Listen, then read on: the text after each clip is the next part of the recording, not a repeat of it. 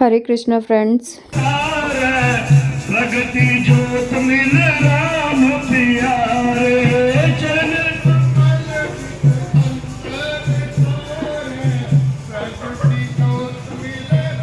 प्रभात फेरी ना मैंने टीवी में देखी है, पर ऐसे लाइव पहली बार देखी है। सामान, ये सामान,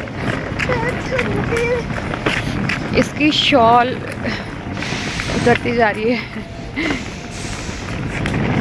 बेचारी कैसे चल रही है मेरे साथ है। इसमें देख के बताओ। इसमें इसकी वो रखे हैं जैम्स और नमकीन, बाद में खिला दूंगी वो। सुबह 5 बजे के करीब में जब मैंने इसे उठाया ना रजाई से, तो ये काँप रही थी बहुत बुरी तरह, और ऐसी कंडीशन में मैं इसको लेकर आई। इसको मैंने अच्छे से जैकेट पहनाई। जब प्रभात फेरी की क्लिप लगाई तब ये सो रही थी उस टाइम पर। उसके बाद इसे उठाया, और देखिए ट्रेन मेरे सामने से आ रही है। मैं इतनी पागल हूँ, वीडियो बनाने में लगी हूँ। ये मतलब टाइम वही था, प्लेटफॉर्म वही था, पर मेरी ट्रेन रुक गई थी। जगाधरी से आगे बढ़ी ही नहीं, वो 1 घंटे बाद बढ़ी। तो मुझे पूरा श्योर था कि ये मेरी ही ट्रेन है, और मैं इसमें चली गई। लेकिन मैंने ट्रेन का कुछ भी नहीं पढ़ा, बस अपने कोच में चली गई। वो तो भगवान की कृपा से जो मेरा S2 था उसमें 11 सीट थी। 11 सीट भी पूरी खाली पड़ी थी। तो मैंने कहा सामान मैनेज करती हूँ। मैनेज करने के चक्कर में जब मैंने उनसे पूछा जो नीचे लेटी थी कि आपकी टिकट कहाँ तक है, तो उसने कहा देहरादून। मैं तो पूरा डर गई। मैंने कहा यार मैं गलत ट्रेन में कैसे बैठ गई। वो तो अच्छा था कि इसका पहला स्टॉपेज रुड़की था, और मेरी ट्रेन का भी पहला स्टॉपेज रुड़की था। तो यहाँ रुड़की के वेटिंग रूम में मैंने वेट किया, और ये देखिए ये सामने से अब आई है मेरी ट्रेन। एक स्टेशन के बाद रिजर्वेशन कैंसिल हो जाती है ना, तो अब से मैं हमेशा ट्रेन को देखकर पढ़ूंगी, क्योंकि सेम टाइम पर भी प्रॉब्लम हो जाती है। एक तो सुबह का टाइम था, मेरे दिमाग में इतनी टेंशन थी, बस बच्चे को लेके सामान कैसे मैनेज करूँगी। और देखिए ये स्लीपिंग बैग मैंने फ़र्स्ट टाइम देखे ट्रेन में। ये बहुत सारे लोग थे। ये रेड कलर के इन्होंने कुछ कपड़े पहने हुए थे, जैसे महात्मा बुद्ध वाले जो कपड़े होते हैं ना, कुछ ऐसे। और ये ज़्यादा किसी से बात नहीं कर रहे थे। इनका अपना पूरा ग्रुप था। पूरा ये कोच में सब लोग यही थे, आगे पीछे ऊपर नीचे सब लोग यही। और एक कोलकाता एक्सप्रेस थी। तो क्योंकि रात को खाना मम्मी ने बनाने नहीं दिया था, तो फिर मैंने ट्रेन में ही छुट्टी के लिए इस ट्रेन में 50 रुपये में जो पूरी सब्जी ली, 4 पूरी थी, उसमें क्वालिटी बहुत अच्छी थी।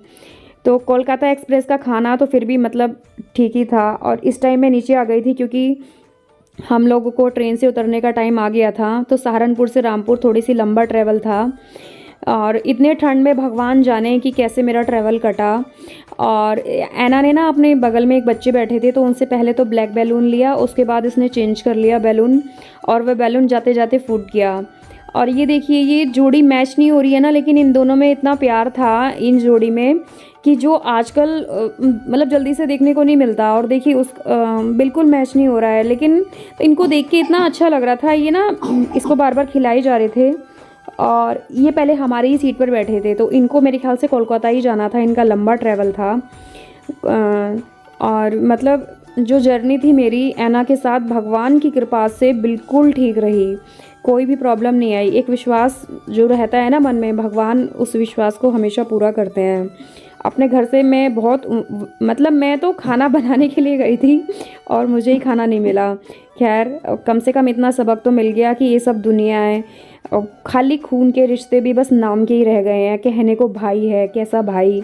उसको मैंने एक बार ना सुबह 4 बजे कॉल करके भी बोला था। मैंने कहा मुझे डर लग रहा है, पता नहीं ट्रेन के जो वो होंगे दरवाजे खुले होंगे नहीं खुले होंगे, तो मुझे छोड़ दे। तो उसने तो उसके लिए भी मना कर दिया था। तो रामपुर स्टेशन पर ना ये बहुत अच्छा सा एक स्टैचू बना हुआ था, ये बहुत प्यारा लग रहा था, तो इसलिए मैंने इसको कैप्चर किया। ये डिज़ाइन बहुत अच्छा बना हुआ था। ये शायद पढ़ रही थी, छोटा बच्चा पढ़ रहा था, कुछ इस टाइप से करके बना रखा था। तू तो ऐसे गले मिल गई जैसे वो सच की है। थोड़ा सा कैप्चर किया। फिर मेरे साथ ही एक लेडीज़ और थी, ये वाली, ये मेरे साथ साथ ही गई रामपुर बस स्टैंड पर। हमेशा मुझे वेट करना पड़ता था बस स्टैंड पर, यहाँ पर मुझे बिल्कुल भी वेट नहीं करना पड़ा पहली बार। और मुझे बस एकदम खड़ी हुई मिली, और कहने को 2 घंटे का रास्ता बोलते हैं, पर मुझे फिर भी 3 घंटे लग गए रामपुर से हल्द्वानी पहुँचने में। फिर हल्द्वानी, ये ना मेरी चोट में ना 3 दिन से लगातार दर्द हो रहा है, लगातार। ये कैमरे में नहीं आ रहा है ना, पर मेरी ये हड्डी में चोट लगी हुई है और इसमें ऐसा ऐसा मेरे दर्द होता है कि जैसे खून टपक रहा हो, और जबकि ब्लड वगैरह कुछ भी नहीं है, लेकिन फिर भी शायद सर्दी की वजह से मेरे बहुत दर्द चल रहा है इसमें। और उस टाइम पर तो काफ़ी हो रहा था, पर अभी 2-3 दिन से नहीं हो रहा है दर्द। जब मैं गलत ट्रेन में बैठ गई थी ना, तो मतलब मैं ये सोच रही थी कि अगर मैं, जैसे कि मैंने कहा ना मेरा 11 नंबर सीट था, और स्लीपर 2 में अगर मैं ऊपर जाकर सो जाती, मैं किसी से कुछ ना पूछती, तो मैं तो सीधा देहरादून मेरी आँख खुलती। और देहरादून में पहुंचने के बाद मुझे कितना फ़ील होता कि यार मैंने रिजर्वेशन करा रात में ही, और मेरी सीट ऐसे ही बेकार चली गई। इतनी ठंड में सामान के साथ, एक छोटी बच्ची के साथ, मेरे को बहुत प्रॉब्लम हो जाती। हालांकि वहाँ पर से मेरे पास ऑप्शन थी कि बस में तो मुझे नहीं जाना था, वहाँ से शाम को थी नैनी। देहरादून से तो 3 बजे के करीब में होगी, हरिद्वार से तो 5:30 बजे के करीब में है, तो नैनी पहुँचती है 11:30 बजे। लेकिन उस ट्रेन की प्रॉब्लम ये है ना, वो ट्रेन हमेशा 1 घंटा या 1.5 घंटा लेट हो जाती है। लास्ट ईयर भी जब मैं नैनी से हरिद्वार से हल्द्वानी आई थी, तो रात में 1 बजे पहुँची थी वो हल्द्वानी, और इतना ठंडा था मैं क्या बताऊँ। और मैं जब अपने ऑटो बुक करके घर पर आई थी, तो 2-3 ना कुत्ते गली वाले हमारे, वो जैसे मुझसे कुछ कह रहे हों कि ठंड लग रही है, हमें सोने के लिए दे दो। हल्द्वानी में मैंने कुत्तों का इतना कहीं भी रख रखाव नहीं देखा। सहारनपुर में जगह जगह लोगों ने दरियाँ बिछा रखी हैं, ड्रम बिछा रखे हैं कि ड्रम के अंदर कुत्ते रात को सो जाएं, लेकिन हल्द्वानी में ऐसा कहीं पर भी नहीं है। और यही मैं सीख कर आई हूँ सहारनपुर से, कि जहाँ पर मेरा रुद्रपुर में घर बन रहा है, उस गली में मैं भी जितना मेरे से हो पाएगा ना, मैं बहुत कुछ करूँगी। करना तो बहुत कुछ है, सब भगवान की इच्छा से जैसे जैसे जो भी पूरा होता जाए। और मैंने एक बात नोटिस करी है, मैं जब सहारनपुर गई ना, तो 2 दिन पहले ही मेरे किसी रिलेटिव का फ़ोन आया था। उन्होंने मुझे ये बोला था कि शिल्पा तुम तो फ़ोन नहीं करती हो, तुम आती नहीं हो यहाँ पर और बात नहीं करती हो। तो उसके बाद उन्होंने मेरे को ऐसे बोला कि हम पहली बार इतनी बड़ी शादी में गए हैं कि ऐसी शादी तो हमने कभी देखी ही नहीं।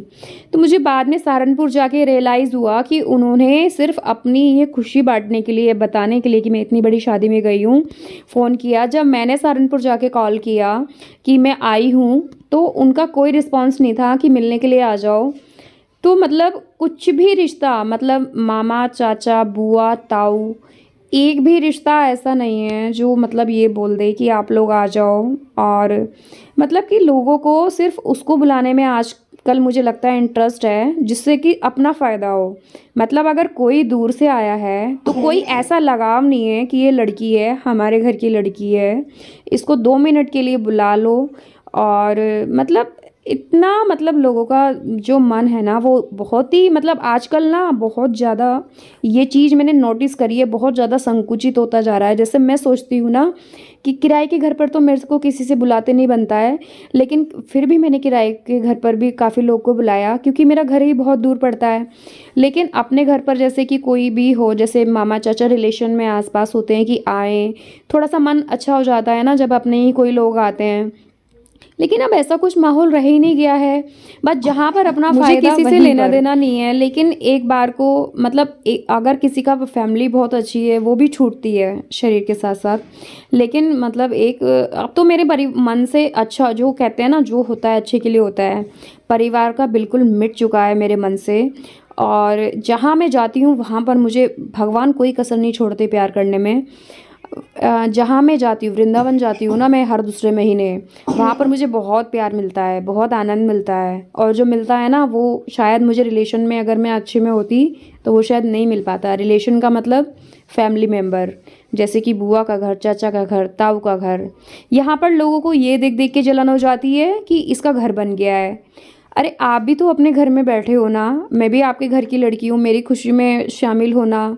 मैंने तो चाहा ही नहीं था, पहली बात है मेरा घर बन रहा है, और जैसे जैसे घर बन रहा है वैसे वैसे मेरे को और टेंशन होती जा रही है कि मेरे को अब घर में बंद के रहना पड़ेगा, क्योंकि मेरी मंजिल तो कहीं और ही है। खैर वो भी भगवान ज़रूर पूरा करेंगे। लेकिन जो लोग अपनी दृष्टि से देखते हैं कि हाय राम, इनका तो घर बन रहा है, तो लोग अपने आप में ही, मतलब किसी की खुशी में खुश होना चाहिए, सभी के साथ होता होगा ये। लेकिन मतलब कुछ भी अब पहले जैसा रह ही नहीं गया है कि हम किसी से मिलें, बात करें ना। जहाँ पर अपना फ़ायदा वहाँ पर सब ठीक है। और मैं इतना ज़रूर कहूँगी कि कम से कम मेरे बच्चों के लिए अच्छा हो गया है कि उनके सिर पर छत आ गई है, अपनी छत आ गई है, और इतना अच्छा खासा लंबा चौड़ा इतनी जगह में, मतलब इतना भी बड़ा नहीं है, चाहे छोटा ही बना है, मतलब जो भी है 2 बच्चों के लिए इनका अपना घर हो गया है। और अब इनको हमारे जैसी ज़िंदगी तो नहीं गुजारनी पड़ेगी। सिर्फ मेरा कर्तव्य है कि अब मैं अपने दोनों बच्चों को अच्छी शिक्षा दूं और अच्छा इनका भविष्य बनाऊं, और जो इनकी मेंटलिटी है वो भी पवित्र रखूं। इसी से ये अपना कल्याण करेंगे। दूसरों का तो भूल ही जाओ, आजकल इंसान अपने लिए ही सही रहे, वो ही बहुत बड़ी बात है। और मैं तो कभी कभी ये भी सोचती हूँ कि इतना बड़ा घर मैं बच्चों को दे तो रही हूँ, कल को पता नहीं बच्चों का मेरे प्रति कैसा बिहेव रहेगा। और जो मैं मतलब रियलाइज़ करती हूँ, कुछ चीज़ें तो मैं नहीं बोलूँगी यहाँ पर। मेरी छोटी लगातार खांसती जा रही है, जैसे जैसे मैं रिकॉर्ड कर रही हूँ ना, ये लगातार खांसती जा रही है। इसकी अब अच्छे से मालिश करनी पड़ेगी, तब जाके शायद इसको आराम मिलेगा। पूरी रात खांसती रही है। और जिस तरह से मैं अपने घर में आई हूँ ना, मतलब एक चीज़ मैंने एक्सपीरियंस करी है, जैसे लड़की का घर अपना नहीं, ससुराल का घर ससुराल का नहीं। लेकिन अगर कोई अर्न कर रहा है, अगर कोई जॉब वाली बंदी है, तो उससे हर कोई प्यार करेगा, और उससे हर कोई सच में प्यार करेगा। एक अपना वजूद होता है ना, ऐसी मतलब जो अर्न कर रहा है वो तो अपना घर भी बना सकता है, और दूसरे भी उसको इज्जत देंगे, सम्मान देंगे कि हाँ यार ये पैसा कमाता है बंदा। लेकिन जिन बंदियों का, जो मेरे जैसी हैं, जो पैसा नहीं कमाती हैं बच्चों की वजह से, जो घर में हैं, बच्चा संभालने के लिए कोई नहीं है, उन लोग के लिए कितनी दिक्कत है। अपने घर में भी अगर कभी मन परेशान हो, 2-3 दिन के लिए जाना हो, तो मायका भी इतना अच्छा है कि कोई पूछने वाला नहीं है। ऐसे में कभी कभी मेरा मन बहुत परेशान हो जाता है, लेकिन फिर थोड़ी देर में अपने आप ठीक भी हो जाता है। मंदिर चली जाती हूँ या कुछ भी करती हूँ, रेसिपीज़ बना लेती हूँ यूट्यूब से देखकर। और आजकल तो मोबाइल लेकर बैठ जाओ तो इंसान सब कुछ भूल ही जाता है। तो बस ये कहीं ना कहीं मोबाइल का, बस मुझे ये लगता है कि कुछ मैं कथा वगैरह सुनती रहती हूँ तो मेरा थोड़ा मन लग जाता है। तो मेरा ये व्लॉग बहुत लंबा हो जाएगा, तो इस व्लॉग को मैं यहीं ख़त्म कर रही हूँ। हरे कृष्णा। अपना ध्यान रखना सब।